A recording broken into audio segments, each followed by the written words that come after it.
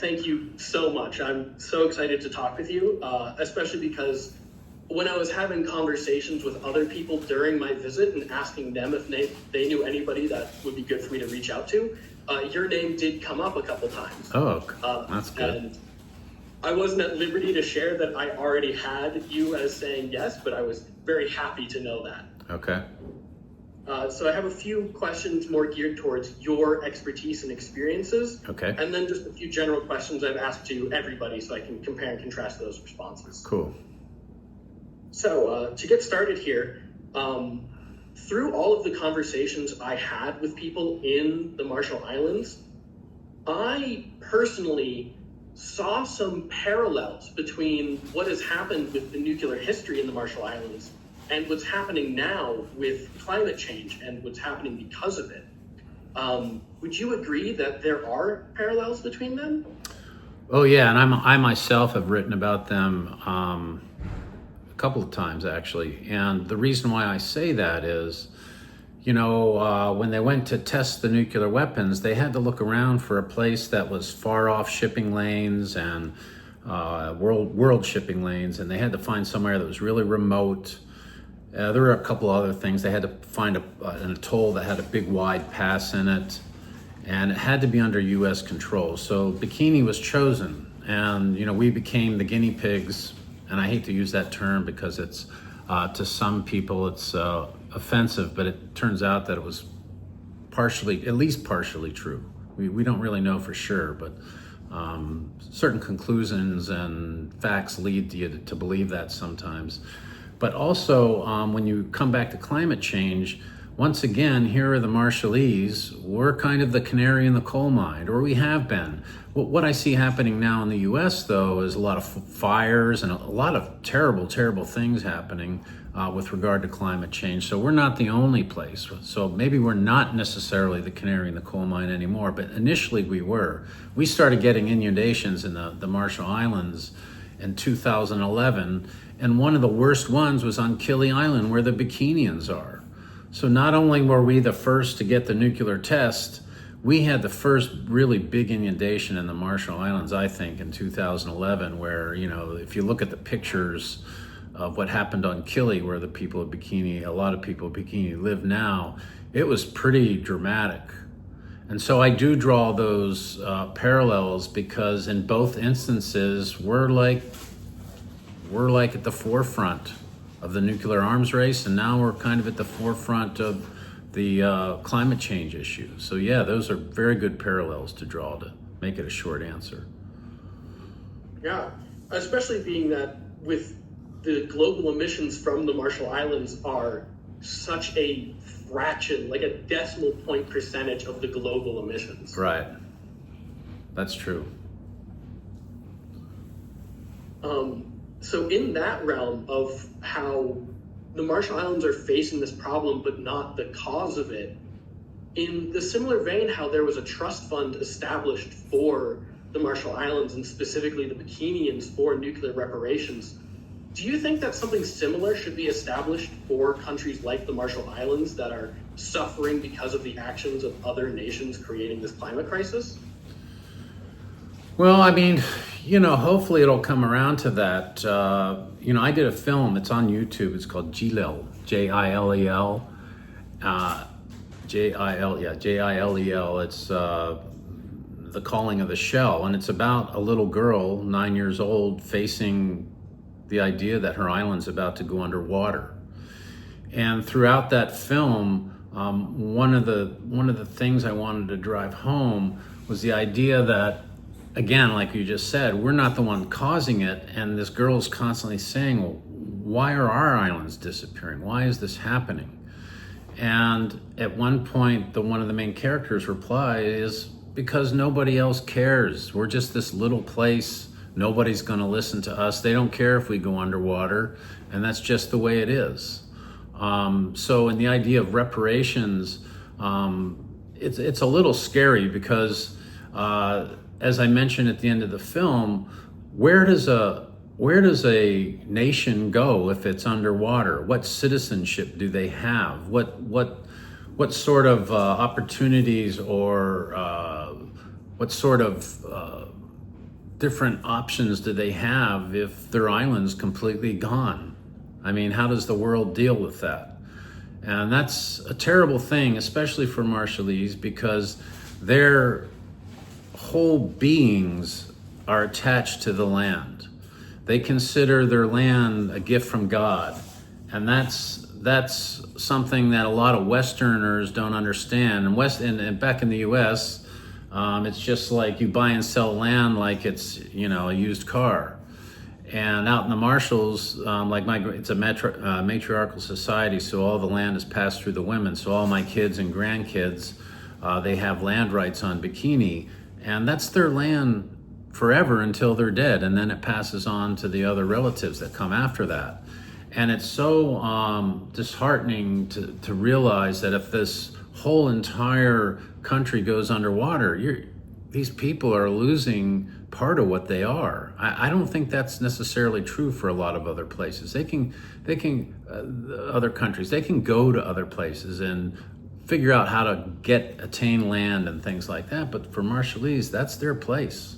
And once that goes, that's a big chunk of their being that goes with it. And I don't know if I can explain it so well, but having lived out in the Marshall Islands for so long, and it's been 44 years now, and translated many, many times when I was a very young guy for nuclear victims, these old men that were, first-hand observers, or a lot of went on Bikini in 1946.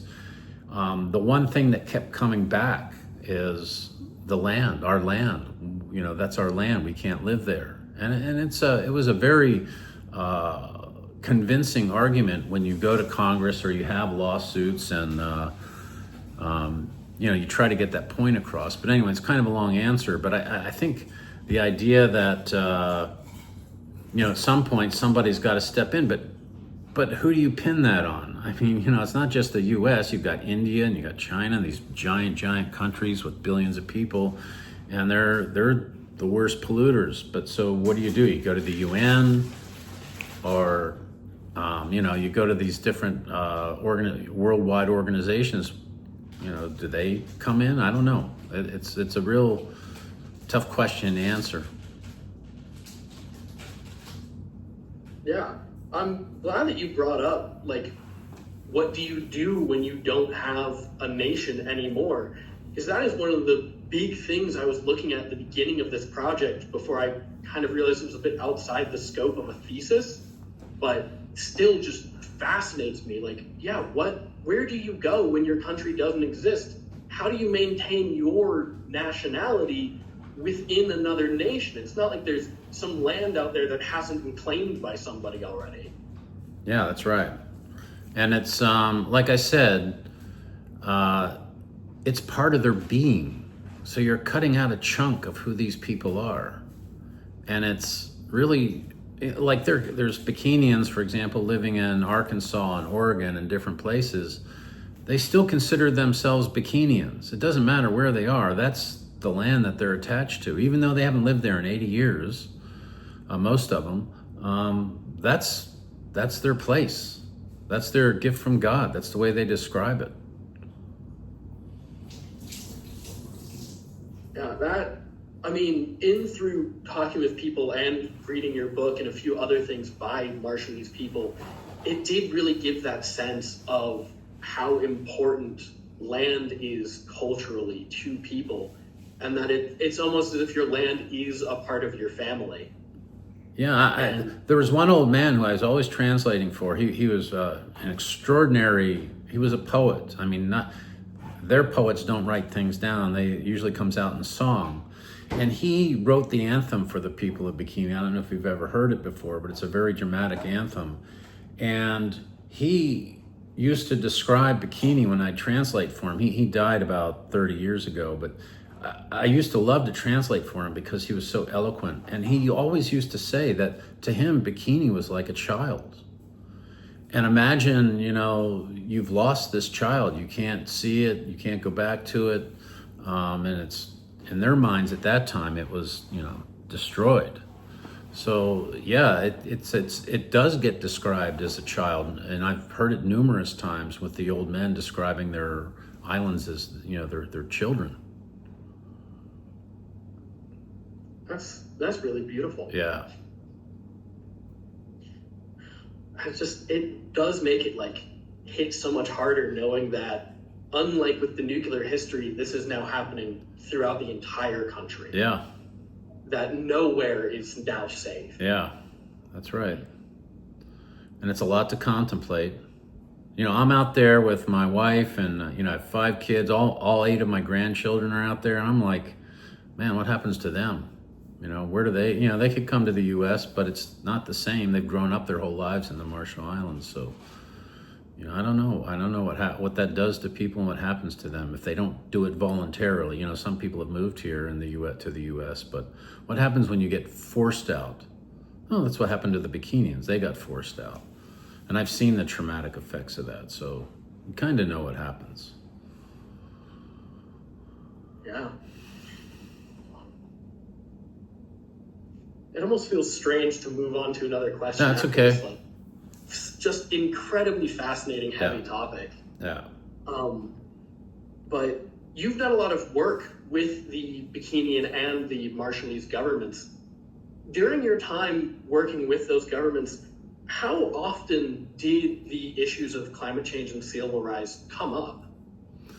Well, for example, I was Secretary of Health from 2019 to 2023, all the way through the pandemic. I can't tell you what that was like. We actually went through a 38-month state of health emergency because before the pandemic hit, we had a 6-month state of health emergency with dengue fever, and it was really bad. We had almost 4,000 cases, and most of those had to be admitted in the hospital. We were putting people in closets. So you can imagine rolling into the pandemic, we started seeing these film clips from Wuhan, China, where these people are just packing into hospitals and freaking out and fighting with each other and everything else. And we just said, as a group of my leadership people that were close to me, the doctors and some of the administrators who were in my small decision-making group, we said, we can't fight 2 diseases at the same time, because that was the peak of dengue in January of 2020. So we just said, close the borders, which no other country had done. We were the very first country to say, nobody comes. You can't come to the Marshall Islands, period. No excuses. We shut down a military base for 3 months. I mean, it was just a U.S. military base in Kwajalein. And it was very dramatic, and a lot of people were really mad at me. It wasn't all my decision, but I was the mouth. As the Secretary of Health, I had to deliver the message where, we want to close the borders. And it was very traumatic for me. I walk into lunch the next day and someone says to me, how does it feel to be the most hated person in the Marshall Islands? Because at that point, no one knew anything about the disease. And one thing we were discovering was, for example, diabetes was a comorbidity for COVID, as was malnutrition in kids. And we're one of the highest diabetes per capita rates in the world, a lot of malnutrition. And we're just like, no effing way, we're gonna deal with this. And so we closed the borders. Everyone was calling me crazy. Even some of my fellow secretaries and administrators throughout Micronesia and the Pacific were kind of questioning what that was all about. But within 2 weeks, they were all doing it. Suddenly, they realized that as an island nation, you can close off the island and be safe from that disease. We were the next to the last country in the world to get it, August of 2022. I mean, 2.5 years after it started. And we had over 90% vaccinated, and we only had 3 deaths in the hospital after getting about 16,000 cases. So I'm really proud of that. I don't even remember what your question was. But working, and now I remember, but working with the government, part of what you do, like when you're Secretary of Health, is you have to gear up and think about what happens if an unforeseen event takes place, like a huge inundation of waves or those kind of things. So we had all these procedures in place. So climate change would come up. And that was actually one thing I used to talk about a lot, is that they often talked about climate change and rising sea levels. And I kept saying over and over, listen, you guys can talk about climate. I understand rising sea levels, and you guys you can talk about that, and it's legitimate to talk about. But look what climate change has already done to health. I'm saying we just went through a 6-month battle with dengue fever. We had at that time influenza A and influenza B come in that present just like dengue fever.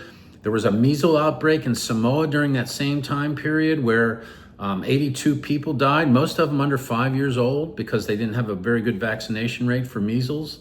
You had all these diseases coming, and I kept saying, this isn't normal. This is a result of climate change. When you see things like that, when you see these big outbreaks and then the pandemic, it's like, the earth is warming up and these diseases are getting a pretty good foothold in the human population. We need to start preparing for responses to these diseases. And you can talk about inundations. We get a couple of those a year, maybe at the most. But there we are in a the longest state of health emergency before that 38 month, which is 3 years and 2 months of, almost the whole time I was Secretary of Health. Before that, there had been maybe a 3-month state of health emergency. We had never had anything that lasted more than a year. And there we are 3 years and 2 months into this thing. And I'm saying to whoever would listen, I would go to these, we had numerous climate change conferences, and there are groups of people there that focus on that. And every time I got a chance to speak, because a lot of people, fair enough, were focusing on rising sea levels, because that's the obvious threat. And I just kept saying, health, health, health. It's here now. We have not seen these kinds of outbreaks. And eventually it started to, like they'd go to COP, and I'd say they'd never ask anyone from the health, Ministry of Health to go to COP. And I kept saying, you guys better start emphasizing that health is probably gonna crush human populations a lot faster than rising seas. I just really believe that even to this day. There's a dengue outbreak right now in American Samoa, and I just Googled yesterday, there's 4 kinds of dengue. And we had dengue 3. And once you have dengue 3, you're pretty much immune to it. And I think almost everybody had it. It has a very high asymptomatic rate, like 70%. So pretty much the whole country had dengue, and that's why it eventually died. But this is dengue 1 and 2 in American Samoa. And I'm thinking, man, this is coming again. And dengue fevers, I don't mean to go into all this health stuff, but I think it's kind of important.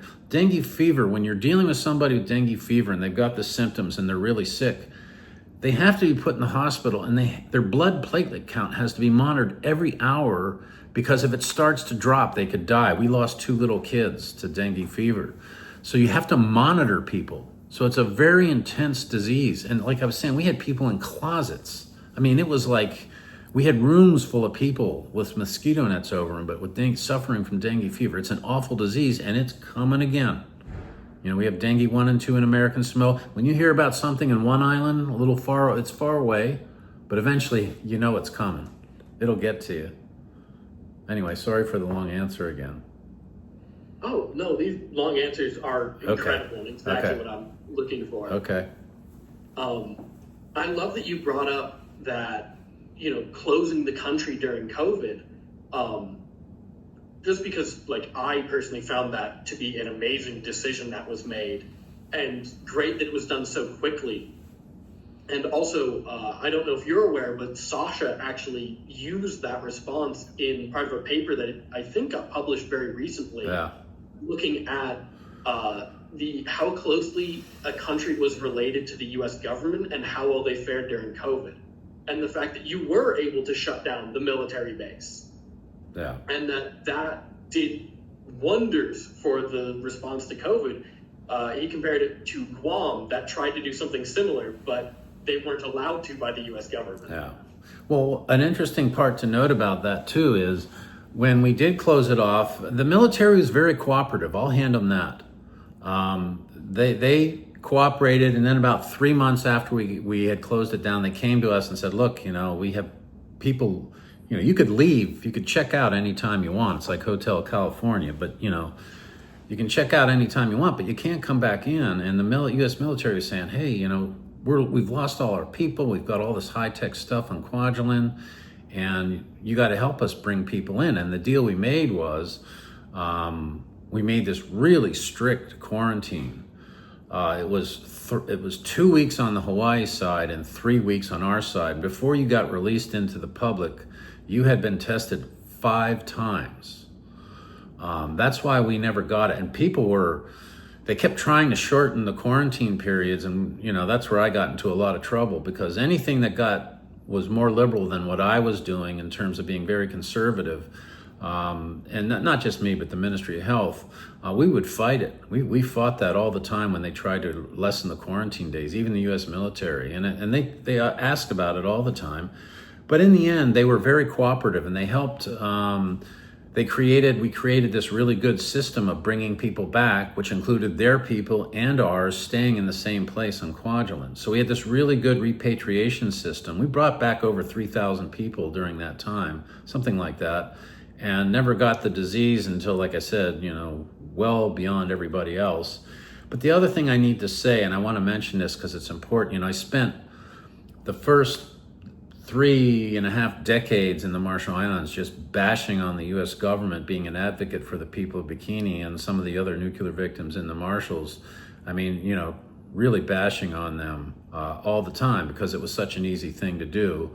And the Marshallese in general are it's a non-confrontative society. So oftentimes when we were in a situation, this is in the early days especially, when they wanted me to be with them at all times when they were in situations with the media or talking to the U.S. government, so many times they'd ask me to translate, even though they could speak English fairly well, which was a great honor for me.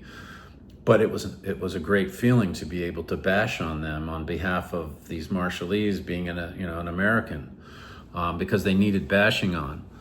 So when it came to the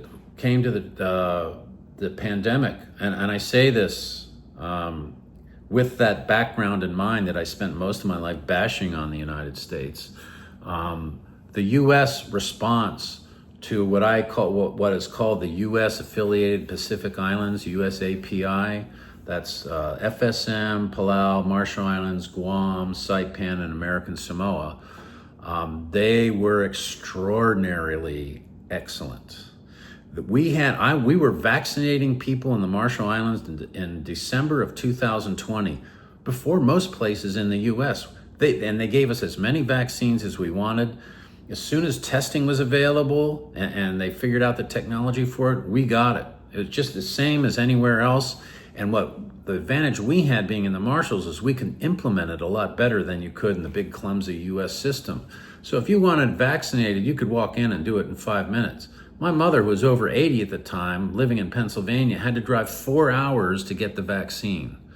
And that was 3 months after I was vaccinated in the Marshall Islands. I mean, you just couldn't get it here. I don't know if you remember that time, but the U.S. was just extraordinary. They got us the vaccines, they got us testing as soon as that technology was available, and we had these 130-some weekly calls with the U.S. CDC to go over information. We had, Donald Trump being bashed to smithereens these days, and some of it rightly so. But during Operation Warp Speed, that first year when they were developing that vaccine, we had monthly calls with the representative of Warp Speed, the top guy, I can't remember his name, with the White House.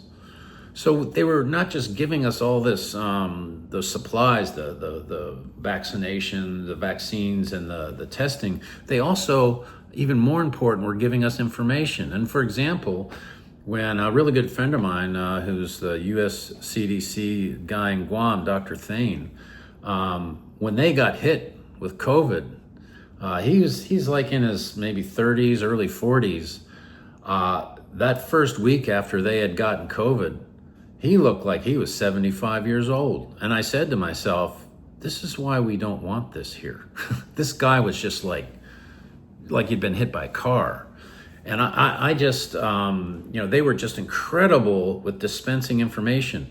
And the way we cooperated throughout the USAPI, the best example I could think of is all the other 5 jurisdictions got COVID before the Marshall Islands. We were the very last ones in those jurisdictions. And what was amazing to me was when Palau got their outbreak, Gafar, who's the minister now of health there, I called him right in the middle of it. And I said, Gafar, if you get like just a few minutes, I want to talk to you and I want to hear what you're going through, and I want to hear what you think is the right thing to do and things like that, what you've learned. And he said, no. I'm going to call you back later, and I'll have all my people here and you have all your people there, and we'll have a discussion about what we've learned. And of course, they told us protect the hospital. They had a lot of people, their early deaths were people who were in the hospital at the time. The COVID got into the hospital. So we developed all these protocols to protect the hospital. And so we really got a lot of information from our fellow people throughout the Pacific all the time. And then when it hit, we started sharing the Paxlovid. Paxlovid was a really hard drug to come by. It's $500 or something like that per dose per person. And so we ran out several times. We didn't run out. We got within, I would say, 5 or 6 boxes of the stuff for 5 or 6 people. And then, American Samoa sent us a big supply. And at one point, I convinced, I can't remember, Asper, I convinced them they were going to send 2,000 doses. And I said, no. You send us 8,000 doses, and then we'll be able to take care of our people here. And this is probably against their policy and everything else, but they sent us, and I was on a Zoom call with the really high up officials. I said, no, 2,000 is not going to work. We need 8,000. And they came through, and it was very fast. We never ran out of Paxlovid. And so when we got through all that, I sent ours off to other countries. There was a couple other places that were fighting COVID and didn't have enough Paxlovid. We sent it off to them. So it was a really cool thing the way the Pacific reacted. I think of all the regions in the world, the Pacific by far had, our fatality rate was 0.1%. It was like nothing. And it was like that throughout our region. So it was a really good experience in that way. But my hat is off, and I am bowing down to the U.S. for being so dramatically excellent during that time. But now, so many things are being dismantled in the U.S. health system. I'm part of an organization of retired health officials as an alumni. And I'm listening to these people practically in tears as the health backbone, the health system of the U.S. is getting ripped to shreds. And they are just horrified at some of this stuff. But I'll stop there because, that would be a long diatribe at this point. Oh yeah, that, although never part of the official talks I had with people, it was fun to have people ask me like, so how are things going in the U.S., politically right now? Just be like, man, I can't even tell you. Yeah. I mean, I try to stay away from politics, like on my Facebook site. I never have anything political on there, but, I judge people. I don't care if they're Democrats or Republicans. I judge them by the work they do.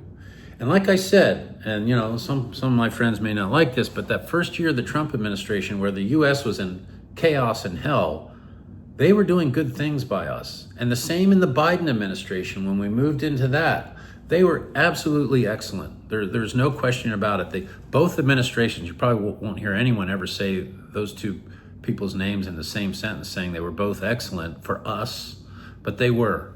And that's the honest truth. Oh yeah, because I had read that the Compact of Free Association got renegotiated during that transition period. Yeah, I could tell you stories about that too. But I did see that the Marshall Islands managed to secure some more money for the nuclear reparations, which I thought was amazing that the U.S. government is still being like, we'll give you more. But the agreement that gave that money, it's a 57-page document for that. It's $700 million. The word nuclear is not mentioned one time. And there's a reason for that, because under the first compact, they said, this is it, it's done. No more past, present, future claims for nuclear issues. It's over. That's what they wanted.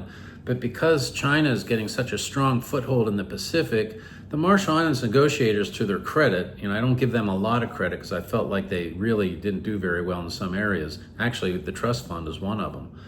But they got them to the table and said, look, we still have issues here. We want to do some reparations, or we want to help our people. And it's not just the 4 atolls, Bikini, Eniwetok, Rongelap, and Utrik. It's these other 9 mid-corridor atolls who also got impacted by the nuclear test. So we want them included too. So there's 13 atolls.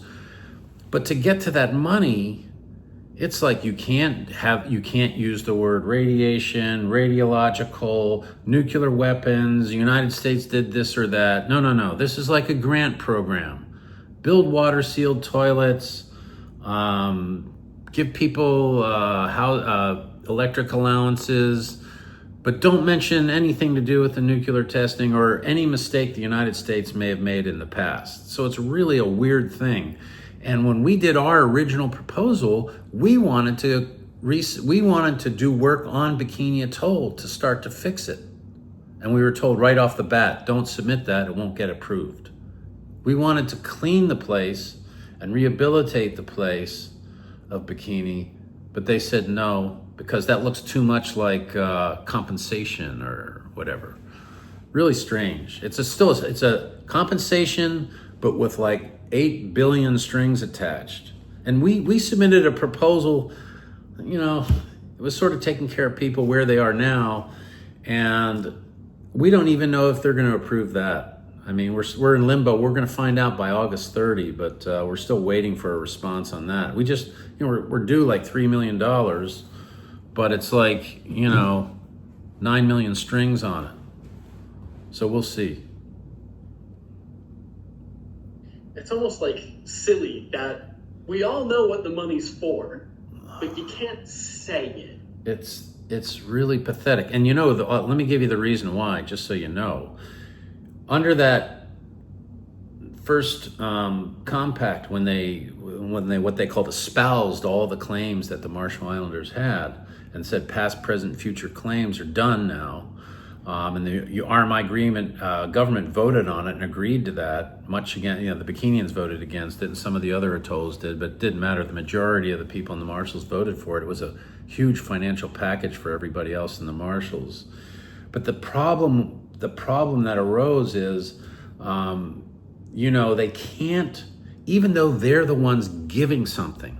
For example, if they say, okay, $700 million, this is for the nuclear victims in the Marshalls, that would open up all those other lawsuits, because they themselves said, this is just for resolving the past, present, and future claims. So if they give us something, even though, they're giving it, it would still potentially, according to the U.S. State Department, it would still potentially open them up for lawsuits. So that's why you don't see nuclear mentioned, and, you can't do this and you can't do that. So there you have it. That's the reason why. It makes sense for the United States, yeah. But, oh boy. Yeah, And when you think about what the Marshallese gave up for the U.S. during that nuclear testing period, you could say the Cold War was fought and won on the shores of Bikini and Eniwetok. All that testing, what did it lead to? You listen to a lot of interviews of those old men, like in my book, where they were told, hey, if you give up your atoll, it's for the good of mankind and to end all world wars. Well, when was the last time there was a world war? When was there a last, knocking on wood here, when was there a last time that nuclear weapons were even used? Because that was such a big show, especially the first 2 tests on Bikini, Able and Baker. You had 42,000 men and women up there for the U.S. military. You had half the world's supply of motion picture film. It was a big show just to say, hey, look at what we can do. And it scared the hell out of everybody, especially when the Bravo shot went off. It's like, okay, now we have a deliverable hydrogen bomb, and the rest of the world better, mind their P's and Q's, because look what we got. That's what it was really all about. So the Marshallese did sacrifice quite a bit. But, still, they don't want to open up that Pandora's box or that big giant can of worms, because they're afraid of lawsuits. So, there you have it. It's really bizarre. There's a lot of bizarre things related to the nuclear testing and what happened out in the Marshalls. And a lot of it doesn't make any sense to me. Oh yeah, it's last semester I took a class on like evolution and climate change, and I got to do a project on how nuclear testing has affected things. And it was incredible to look at all of the studies done by the US government on the Rongelapese that were still like, but don't tell anybody that we're doing this. Yeah. Because we can't admit that anything has gone wrong, even though we have scientific proof that something has gone wrong and has affected people. But it needs to be secret so that we don't admit it. Yeah, and that you probably saw that what happened was in the late 90s, in 98, President Clinton declassified, I think it was 98 boxes of documents that we didn't have when we negotiated that first compact. So to me, that was unfair. They had when you're negotiating something, even with a lawsuit, you should have the same information so you know what you're negotiating about. They didn't have those. So they opened up those boxes and they discovered, well, what you're referring to is Project 4.1, where they have scientists saying, look, we'll study these people in Rongelap because they're better than the laboratory rats, in writing. And you imagine if you're someone from Rongelap and you're reading that. I mean, it's like, whoa. And the other real strange, again, I'd been with these guys for decades, translating for them as a very young guy, probably your age, and I all along, the U.S. kept saying the Bravo, the 15 megaton Bravo shot was a mistake. They thought it would be 3 megatons. They had no idea, they kept saying, they had no idea that it was going to be so big. And that myth was perpetrated for decades on everybody researching this thing. Well, then all these documents get, actually, it was my friend Giff Johnson who edits the newspaper out there. He was writing a book about his wife, Don't Ever Whisper. And he started doing a lot of research, and he found documents where there were discussions with scientists before the bomb went off saying it's going to be between 15 and 19 megatons, just like it was. So it wasn't this, oh, whoops, we made a mistake. No. And they told all their own people, if you were on a boat at sea out there, if you're one of the U.S. military, they say, go below decks, close the hatches. If you were in buildings somewhere, close the doors, close the windows. Then they detonated this weapon and told nothing to the people of the Marshall Islands and the northern Marshall Islands, Rongelap, Utrecht, those other places in the north. They didn't say a word. And so they got snowed upon. So when you look at those facts, and they knew the wind was blowing towards those inhabited populations, the documents that were released showed that very clearly. So when the people of Rongelap start saying, hey, we were used as guinea pigs, well, how can you deny that?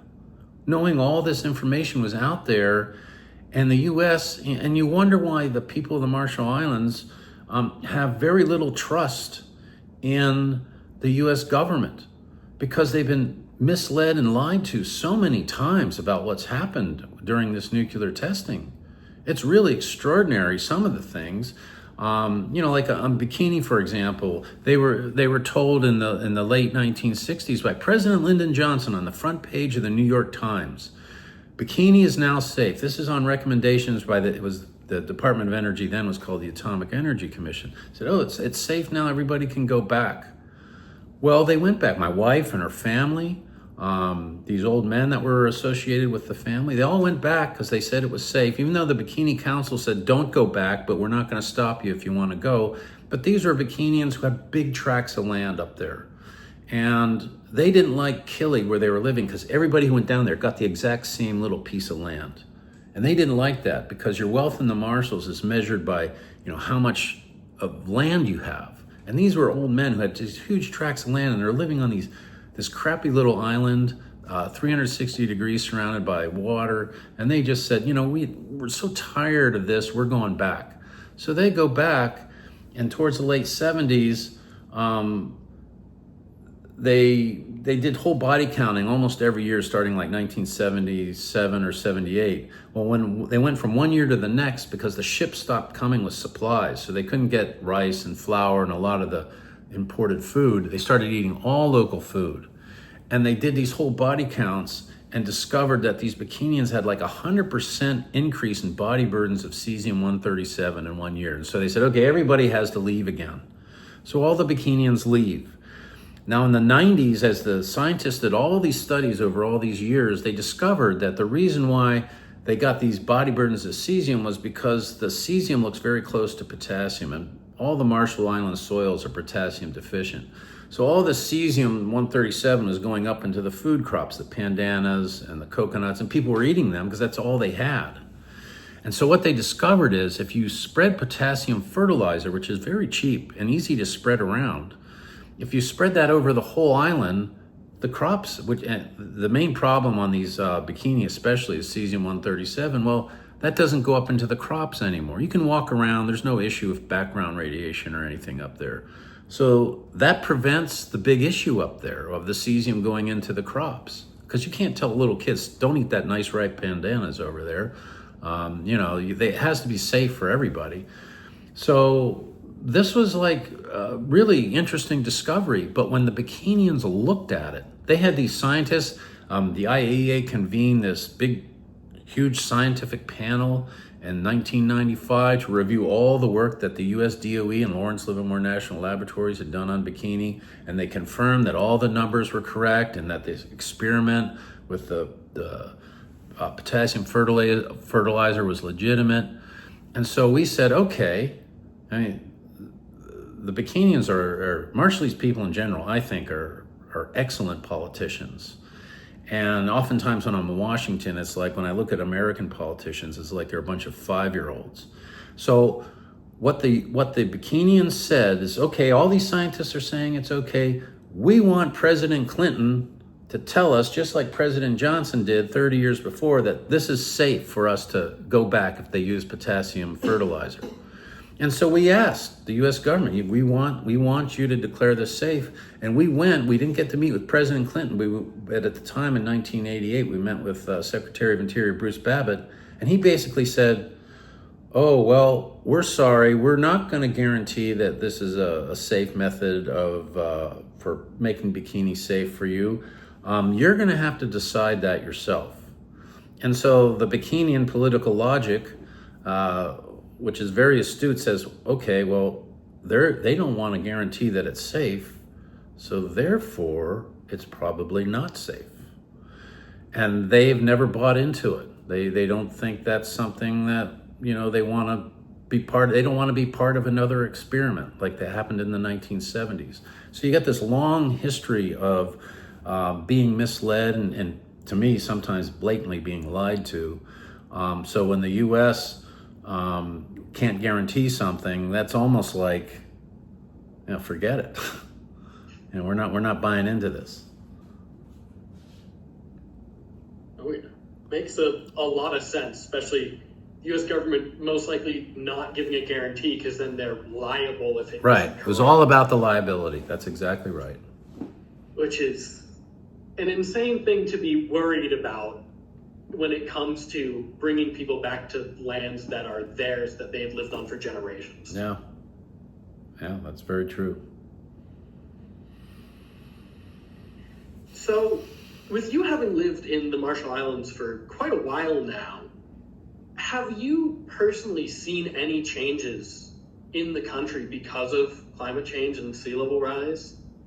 You had mentioned earlier that the more outbreaks of diseases were happening. Is there anything else as well?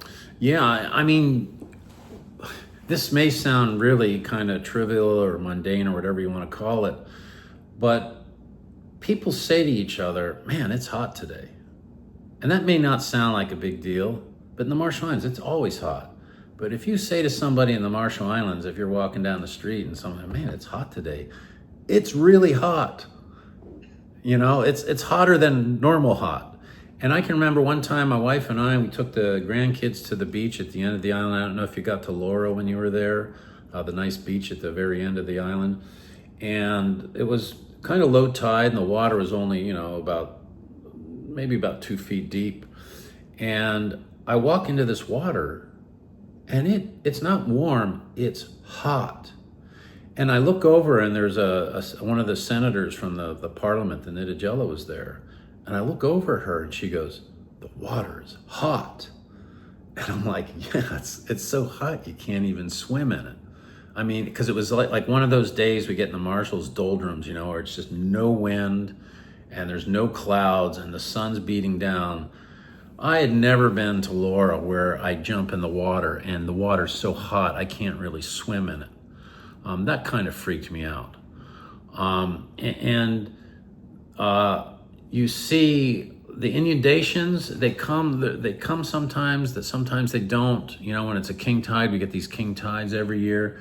That's something you see.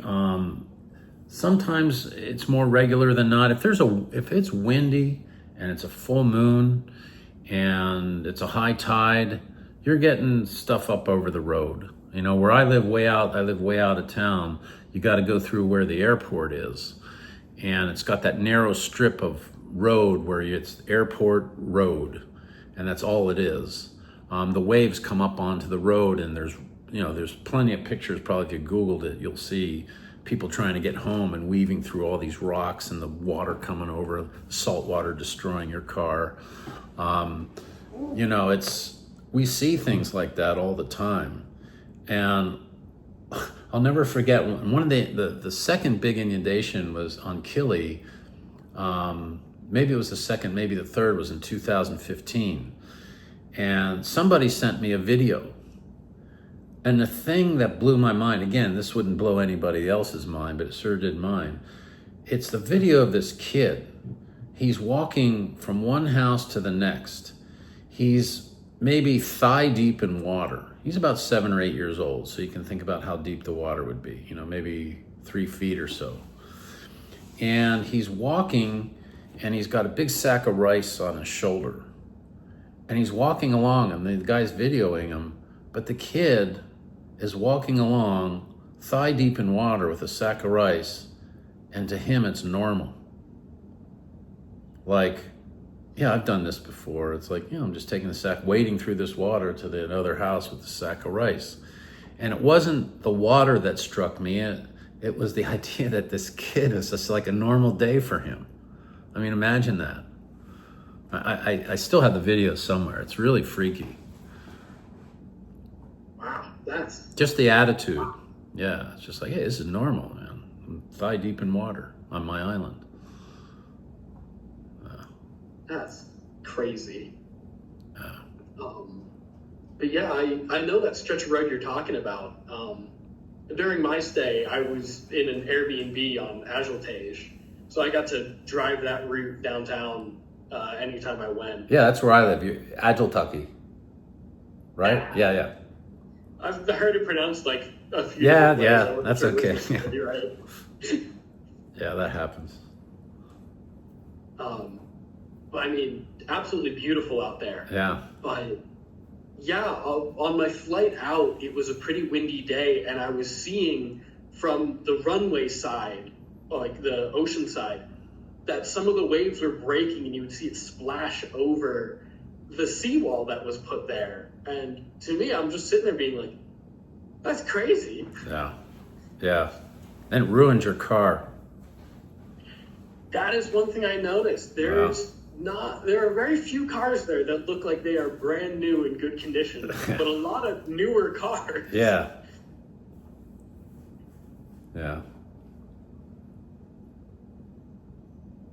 So also while I was in the Marshall Islands, I did see quite a few like large scale infrastructural projects. Yeah. And every single one of them had that sign on it saying, what it was, the purpose of it. Yeah. And also where the funding was coming from. Yeah. And every single one of them had international funding. Right. How important is international funding to infrastructural projects in the Marshall Islands? You couldn't do it otherwise. You have to have international funding. And the reason why you see those signs is sometimes the people giving you the money, it's a requirement. But on the other hand, I think Marshallese, and I don't mind saying that I speak for a lot of Marshallese in this regard, but they're really grateful that these countries are giving this money and doing these projects, because we could never, those projects, when you see those seawalls with the big giant boulders along the edge of the roads, sometimes like near the airport, that's millions of dollars to do that. There's no way we could ever do that on our own. You have to have international funding. And we've been very fortunate that a lot of different countries, I won't go down the list, but a lot of different countries and international organizations understand this is a big problem. And what I find, I think the future, you asked this question before, but the future for places like the Marshalls is there's a lot more funding these days. It's getting more and more all the time for climate change activities. And it's very easy to identify needs in the Marshall Islands because it's like everywhere. Every single house needs a seawall. And, they're trying to go as fast as they can, but these projects they take time. To build a seawall takes time and a lot of work and a lot of money. So the idea that you see the signs with the donors, sometimes the donor nations, sometimes like I said, sometimes it's a requirement. Other times the Marshallees want to make sure this is the place that deserves the credit for giving us this. It's important that they did it. So that's why you see that. I think it's important because there's nothing we could do on our own, very little, with the funding that it needs. One thing I really did love during my stay was really how nice everybody was, and that it felt fully genuine. It was like a breath of fresh air, especially living in the US here where most strangers won't even give you the time of day. Yeah. Oh, they'll give you the finger. I get it all the time when I'm driving back here because I drive pretty slow. I'm not used to like ripping through a 70-mile-an-hour highway, So I don't drive very fast and people get pretty upset. But yeah, it's very true. And I'll tell you something that's interesting to me. I've always, you wonder why people like me still live out there. That's the reason. I mean, people are very genuine and they're non-confrontative, and it's a very easy society to fall in love with, which I did. But what I know from a lot of Marshallese when they move back to the U.S., one of the biggest industries and one of the best paying industries for Marshallese to be in, and it's mostly women, is nursing homes. And the reason why that is, I mean, my wife has, I don't know how many cousins that work in nursing homes, cousins and nieces and nieces. It's because they know how to, they revere, they're taught their entire lives to revere their elders and treat them with respect. And, not like what we hear sometimes at some of these nursing homes. It's like a lot of these people that work in them back here, they treat these older people like they're a sack of potatoes and a paycheck. And the Marshallese, they don't treat their elders like that. They're taught from very early on that you take care of these old people because they took care of you before.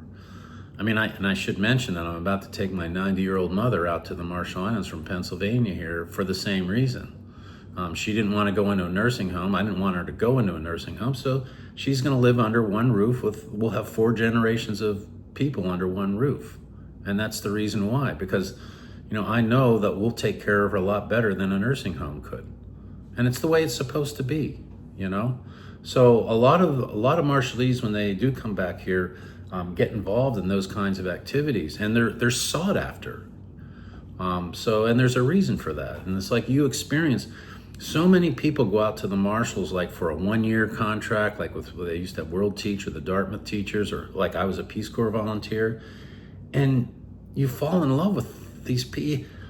I remember my one niece, she had been living in the U.S. all her life, and she came out to the Marshalls, started going to a school, one of the private schools in the Marshalls, and she came home one day, and I said, "Hey, how was school?" And she goes, "Yeah, I'm trying to figure out why everyone's being so nice to me." I mean, it just, if you're not used to that, it's a really extraordinary feeling if you haven't experienced that before. So yeah, I mean, that's kind of a long answer again, but that place really gets a grip on you, and it changes the way you think about everything, pretty much. Oh yeah, I can say that I definitely want to return and stay for much longer because it was just so amazing. Yeah. And it's really an incredible place. Yeah.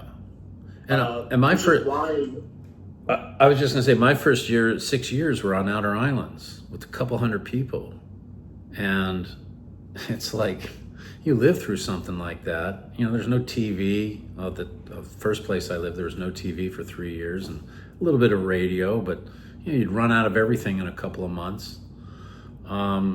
it really teaches you a lot about yourself, and you learn to rely on other people, which is not, it happens sometimes back here, but people here, it's like we were talking about at the beginning. It's like, you cut someone off, you give them the finger and off you go. Well, in the Marshall Islands, you're going to see that guy the next day, and he may be deciding on whether or not you have a job or not. So you don't do that. You get mad, you can get mad and get a little pissed off, but you don't do something where it's like, I'm never going to see this guy again. Who cares? That doesn't exist out there. Or people who come from the U.S. and act like that, they don't last very long. People just don't like you, won't like you. Yeah, I'm originally from a very small town in New Hampshire, and it was really nice because I've been living in cities for college for a while now. Going to a place that had that small town vibe of like everybody knows everybody. Yeah. You just strike up a conversation with one person and then you meet 5 more. Yeah. And everyone's super nice and just like, it's the best. Yeah. And that's hooks a lot of people when they go out to the Marshalls, that same kind of feeling. It's really nice. I do hope one day to go for a PhD so I can have an excuse to have another funded project and spend a lot longer this time. Yeah.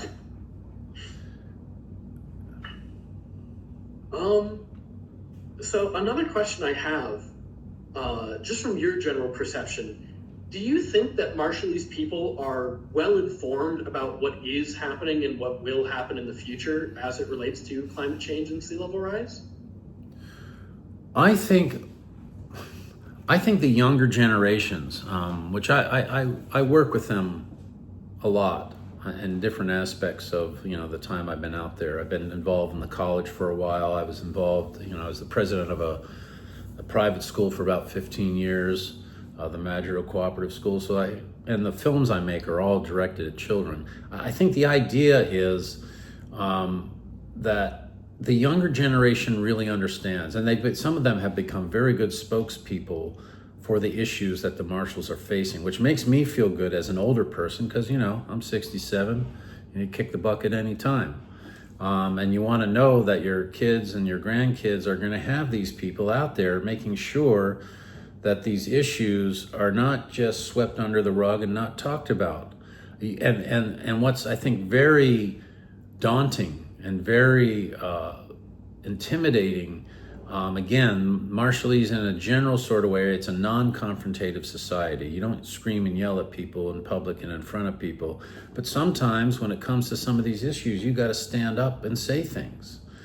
And some Marshallese won't do that. But a lot of the younger people have really started to stand up and carry the weight of a lot of even the nuclear issues, even though they're a couple generations removed. I always feel very fortunate because I was a very young guy translating for, 60, 70, 80-year-old men on a routine basis. It was my job. So I got the most incredible education you can possibly imagine. But a lot of these young people they've never had that. Their grandparents have passed long ago. The firsthand, people who saw a lot of things firsthand or moved around, most of them are gone. People that got snowed on, there's only a few of those people left. There's only 6 or 7 Bikinians left who were actually moved from Bikini in 1946, and they were little babies. They don't remember anything. So a lot of the firsthand experiences are gone, but a lot of these young people have really taken up the flag and the cause in a very effective way, which, like I said, makes me as an older person feel really good. But they have to continue with it, and they can't get frustrated and this happens a lot where, you're from the Marshall Islands. It's a little, I can remember teaching my classes on the Outer Islands geography, showing them different countries and then showing the Marshall Islands. And I remember one little kid saying, well, that's just a pencil point. And I said, yeah, that's basically where you are in the world. We're pencil points. And sometimes that makes it harder to stand up to some of these bigger countries who can really overwhelm you with, they have these super highly educated people sometimes, and it's very hard to deal with, very powerful people. It's the most powerful countries in the world that are the biggest problems in the world. So, little countries oftentimes have a hard time standing up. But hats off to a lot of our young people. They've really, they're trying. That's the most important thing. That's nice. Yes. Another question I have is that, do you believe that with what's like happening with the response and things that are planned for the future response, do you believe that the descendants of Bikinians will one day be able to return to Bikini? Yeah, that's a question I've been getting for about 45 years. You know, the way I look at it as somebody who's worked with the Bikinian leaders, and the one reason why, like I talked about earlier, is we tried to do this proposal to try to get some of that money we're going to get under this new compact to try to clean Bikini, is I believe that as leaders of the Bikinians, and as somebody who's worked with the leaders most of my life, we need to provide that as an option. And what I mean by that is, if some Bikinian decides, you know what, I want to go back and live on Bikini, they should be able to do that. And as leaders, I think we should provide, make sure it's safe, make sure there's housing. You're going to need churches, you're going to need a dispensary, you're going to need schools. There's going to have to be infrastructure up there. I've always felt like that was something that we should try to provide. You're not going to see, there's somewhere over 7,000 Bikinians now, starting out from 167 in 1946. There are now over 7,000. Because when you get married, like me, I'm considered part of the, in Marshallese custom, you get married, you become one person. So I'm considered part of that community and a community member. So that's where you get to over 7,000. But you're not going to see all 7,000 people suddenly say, oh, Bikini's safe now, I'm going back tomorrow. That's not going to happen. So many people have lived their entire lives, in some cases, in the U.S. They're born there, they grow up there, they live there, they have jobs, their families are there. I don't think you're going to see them come back and decide to live on Bikini, but I believe that all Bikinians, since that's their Jolet Jananas, their gift from God, they should have the right and the ability to go do that if they want to. So that's kind of my perspective and my thinking on it. You're not going to see them all suddenly get on a boat and go back. That's not going to happen. It's just not reality. Yeah. They're all over the world now. They're dispersed everywhere. Probably half of our population lives in the U.S.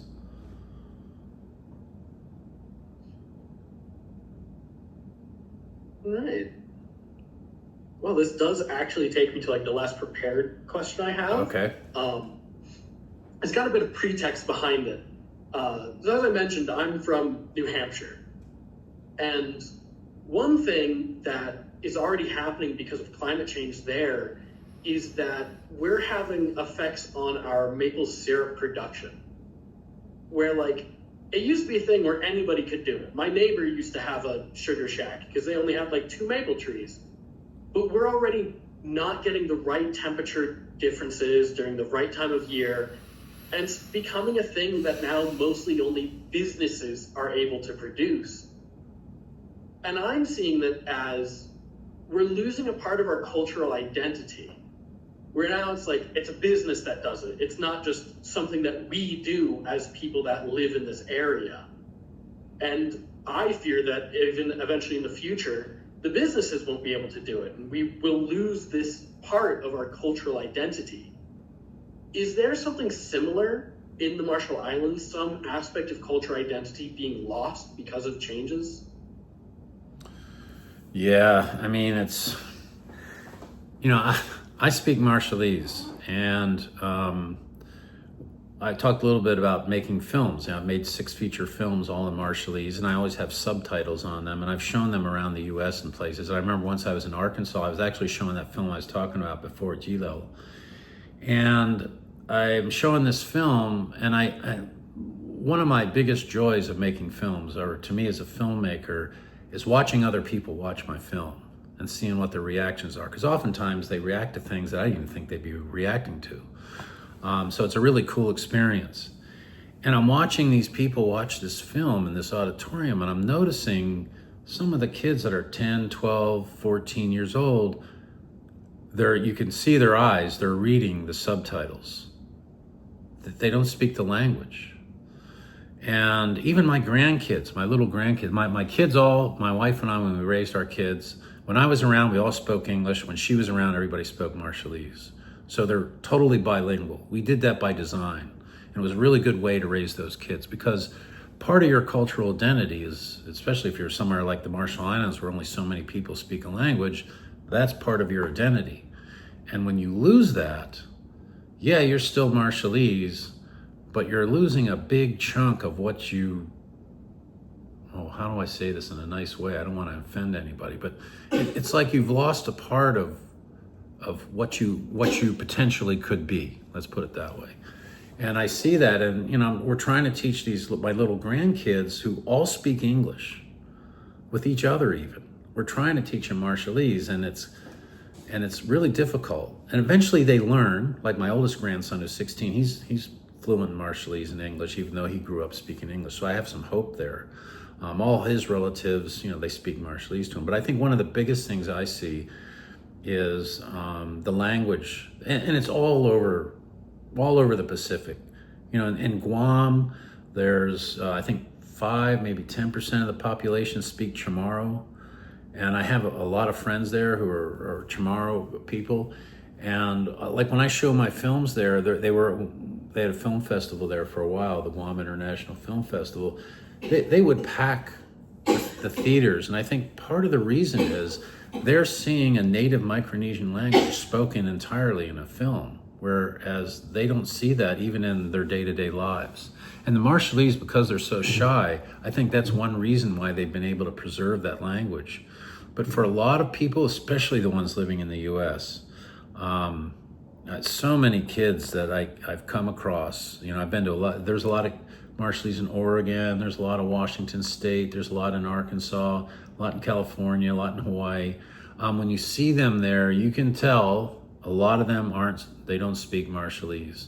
And that to me is something culturally that I see going away that's really sad. And we try to maintain that in the Marshall Islands, try to maintain speaking Marshallese in the school, and also you have to learn English if you're going to survive. So you got to learn both these languages, and a lot of times the English sometimes wins out, and that's very sad. And I think the idea, again, one of the greatest gifts that I've ever experienced as a human was being tossed on an outer island as a Peace Corps volunteer in the early 1980s. If you didn't learn the language, you were talking to yourself a lot, which is not healthy mentally. So you had to learn the language, and thank God that happened, because then when I got off those islands and I got hired by the Bikinians, they really needed someone to translate their story to the rest of the world firsthand, like speaking and having someone translate for them, and that was a great gift for me to learn that language. And I just wish these other kids would learn that. I don't know, that's one thing I see. A lot of their customs are going by the board. They have a traditional leadership system that's very important. And I don't think, I can tell you that I don't think elders are as respected as they should be. I think that happens in all cultures. I think, kids with the iPhones and the internet and everything else, and it's so the world is so rapidly advancing in terms of knowledge and what's out there in news and staying connected with things. I think that's something that is also hurting the cultures. A lot of their traditional values are getting lost in the Facebook world and the TikTok world, which is also kind of sad. Yeah, that covers everything that I came prepared with. Okay. But one thing I have asked everybody so far is there anything else that you think would be important to say in this moment and bring up for me to include in my work? Well, I don't know about including it in your work, but the one thing, the way I have always been my entire life is when somebody like you or I've had students from the age of 8 or 9 years old from the U.S. Asking me, hey, can we talk to you about what happened on Bikini and what happened with the nuclear testing? I've never once said no, and I've always dropped everything I'm doing to make sure that I get to tell this story. Because the one thing that was drilled into me by our elders, and especially the person that I think was the greatest person I've ever worked with, Tamaki Judah, who was the leader of the Bikinians for many years, he told me my marching orders as a very young guy, it's like, get the story out there. The story is the thing. And so when people like you do what you were doing now, telling even if one person, to me, it's worth it to tell the story and try to get a lot of these points across, because otherwise, to most people, Bikini, even I can tell you, how many times have I been back to Washington through many U.S. administrations? There's such a turnover of people when it goes from Democrat to Republican or vice versa, or a senator gets voted out and there's new senator. You get all these young staffers in there and all these young people, sometimes even the senators themselves. To them, Bikini is a bathing suit. They have no knowledge at all of what happened in the Pacific and how important the sacrifices of the Marshallese people were to everybody in the world, really, for the good of mankind, like the book. I mean, it was really, really intensely important. And to me, it's like, this is my long-winded way of saying thanks to you for asking me to do this interview, because I think it's important that we continue to tell the story on whatever platform it is, to however many people it is. It doesn't matter to me. It's still important. That's really beautiful. Yeah, I'm Jewish, actually, and one thing in my belief system is that there's the idea that you die twice in this world. The first time is your actual death, when your soul moves on. And the second time is when you're finally forgotten by people. And so sharing stories about people is a way of keeping them alive. That's right. And it's just something that's like beautiful, and it is also important to me. And part of why I decided to focus on the Marshall Islands, because even at my graduate school, when I tell my fellow classmates, like, oh, I'm studying the Marshall Islands, like, where's that? Yeah, right. Well, to be honest, when I got my Peace Corps, I'd forgotten I'd even applied to the Peace Corps. And I get this paper, I still have it. And it says, okay, you've been assigned to the Marshall Islands, where you're and to an outer island where your two biggest problems, and then in capital letters, isolation and boredom. And I thought, man, after 5 years of college, are you kidding me? That sounds great. And then I immediately went to look for the Marshall Islands in the Caribbean Sea. I had no idea where they were. I had never heard of them before, ever. So, I mean, that's kind of what we're talking about here. I mean, just people don't know. Oh, yeah. Yeah. Well, I mean, thank you so much for talking with me. Everything you've had to say was absolutely incredible. Great. I'm very excited to dig into it very intricately, but I mean, I feel even now I've learned a lot just talking with you. Yeah, good. Then I succeeded. Thank you so much. Yeah, I succeeded then. I appreciate you talking to me today.